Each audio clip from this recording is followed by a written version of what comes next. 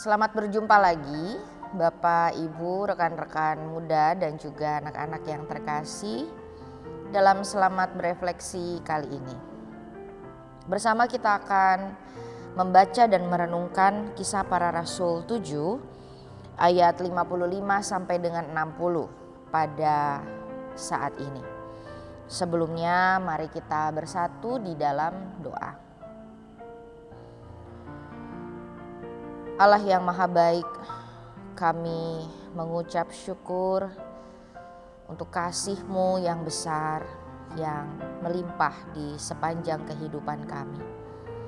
Ajarlah kami Tuhan untuk selalu dapat merasakan kasih-Mu dan mensyukuri hidup kami yang selalu diberkati oleh Tuhan.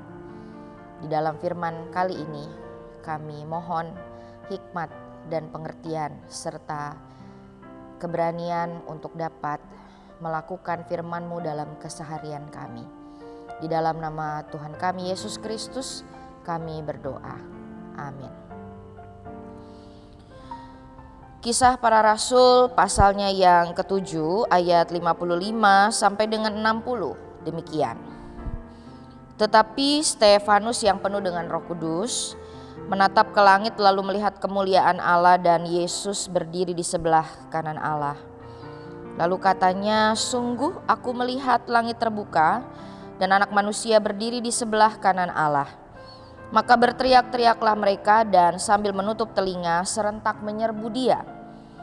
Mereka menyeret Dia keluar kota lalu melemparinya, dan saksi-saksi meletakkan jubah mereka di depan kaki seorang muda yang bernama Saulus. Sedang mereka melemparinya, Stefanus berdoa, katanya, "Ya Tuhan Yesus, terimalah rohku." Sambil berlutut ia berseru dengan suara nyaring, "Tuhan, janganlah tanggungkan dosa ini kepada mereka." Dan dengan perkataan itu meninggallah ia. Ibu bapak saudara yang terkasih, ada seseorang yang pernah berkata bahwa mencintai itu belum mencintai kalau tidak sampai sakit. Ketika kita mencintai sampai sakit, memberi sampai sakit, maka disitulah letak pemberian yang sejati, cinta yang sejati. Dan reaksi atau sikap yang seperti itu hanya bisa terjadi atas dasar kasih yang besar. Atas dasar kesediaan untuk memberi seluruh diri dan kehidupan kepada Dia yang kita percayai, kepada Dia yang kita kasihi. Pengorbanan atas dasar kasih kepada Kristus adalah salah satu perbuatan roh di dalam kehidupan para murid. Salah satunya ditunjukkan oleh Stefanus, protomartir atau martir pertama yang dikenal di dalam gereja mula-mula.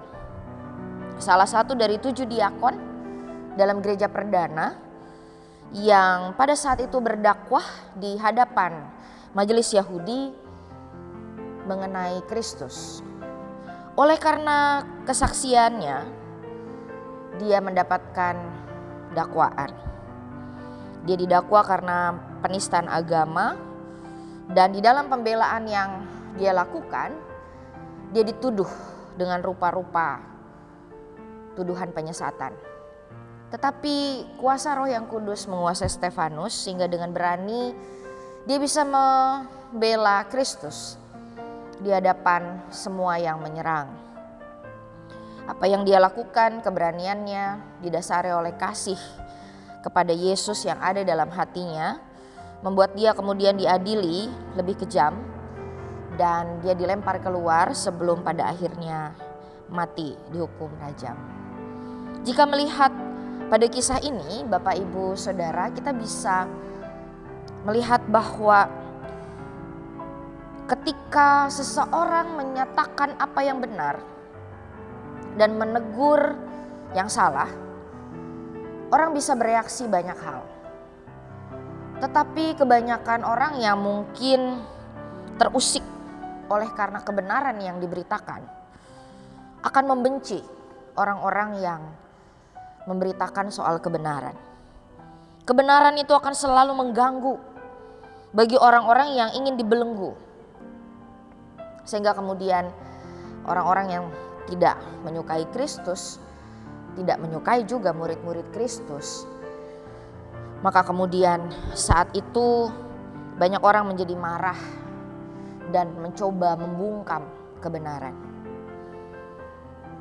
Kemartiran Stefanus membuat kita bertanya, apa itu cinta yang sejati?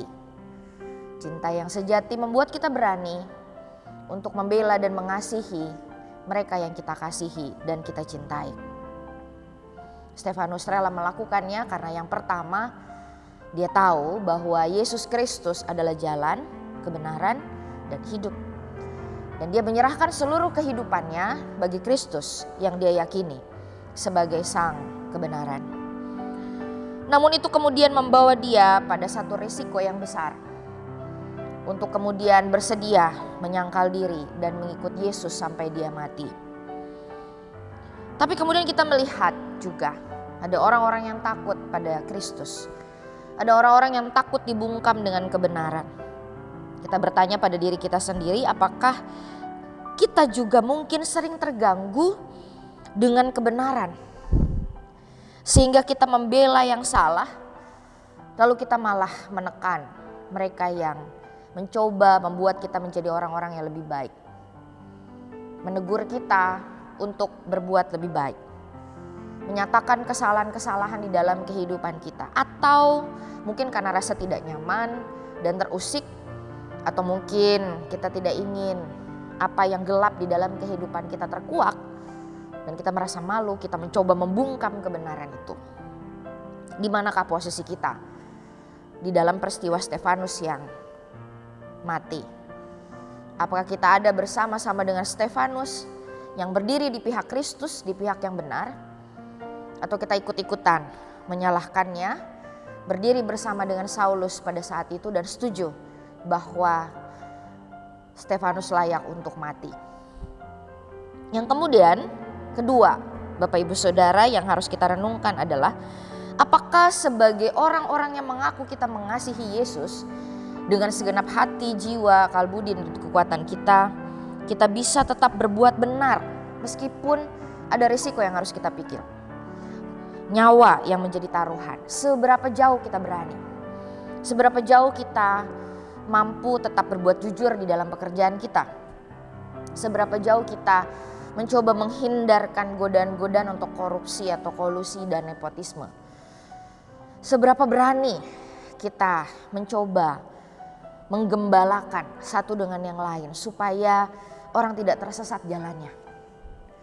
Seberapa berani kita untuk mungkin mendapatkan respon-respon tidak populer, tidak disukai, dan mengecewakan orang lain? Karena toh di dalam kehidupan ini kita tidak mungkin disukai oleh semua orang.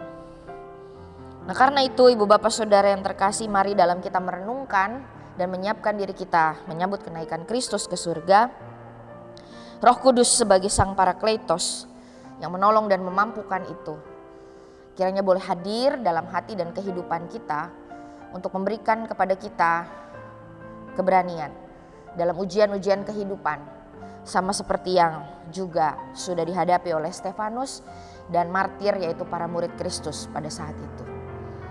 Apakah kita berani untuk mengambil langkah cinta kepada Yesus sama seperti yang Stefanus ambil?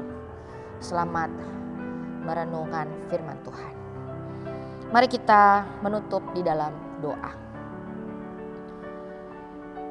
Ya Kristus, Sang Jalan dan Kebenaran dan Hidup, kami mengaku Tuhan, kami penuh dengan rasa takut akan dunia.